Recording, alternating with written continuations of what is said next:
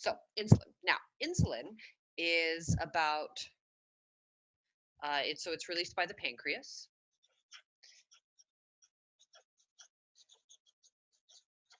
and its main job is that it lowers the blood glucose levels. Please do not say it controls it. That's not specific enough. There's actually another hormone that you guys don't learn about called glucagon that actually increases the blood glucose levels. So the sole job of insulin is to lower the blood glucose levels. And it does this by basically, so it's produced in the pancreas, right, which is near your gut, near your small intestine.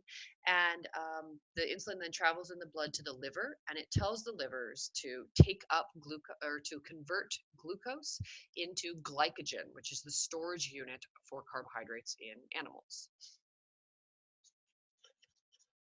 It travels to the liver and basically orders the cells. I'm going to say tells.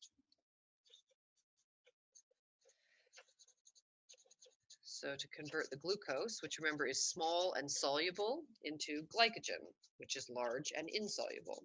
All right, and so the idea is that by converting glucose into glycogen, then more glucose will diffuse into the liver cells, and it will then take that and it will turn it into more glycogen.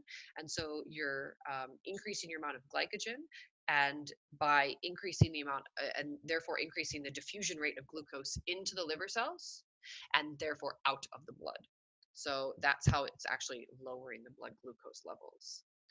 And I mean, this is it. This is basically what insulin does. But the other thing you need to know about, at least in some level, is diabetes, right? So diabetes is the disease that is caused when a person either isn't producing enough insulin or has an insensitivity to it. So for whatever reason, the liver cells don't respond to the signal by insulin to take up the um,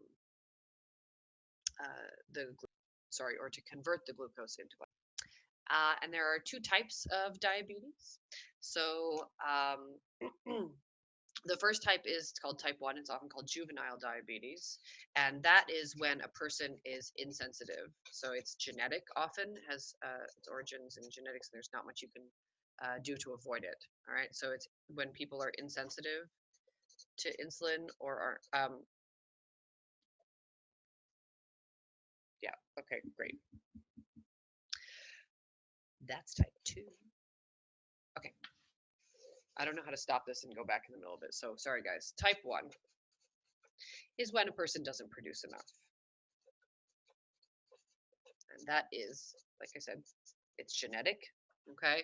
And there's not much you can do. So somebody who has type 1 diabetes will likely go on insulin shots or be able to control their blood sugar carefully with insulin shots, and will use that for the rest of their life. All right. Type 2 is often called adult onset.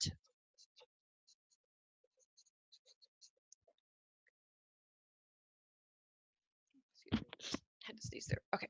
It's often called adult onset diabetes, and that is because it's when the person is too insensitive. It's often called they're insensitive to it, and that is often caused by having a high sugar diet. Or several other risk factors like being obese or having some other health issues.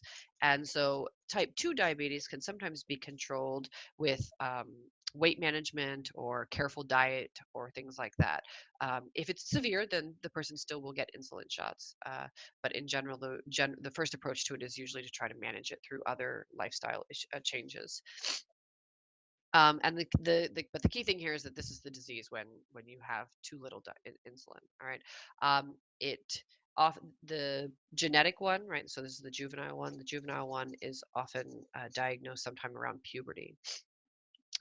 So the thing you want to think about with insulin is when might it be higher? When would you expect to have high levels of it in your blood? So, for example, after the meal has been digested and absorbed, there's a lot of glucose in your blood, so then you get a release of insulin by the pancreas. Or when it might be low would be when your body wants more glucose. So, for example, when you're working out or something like that.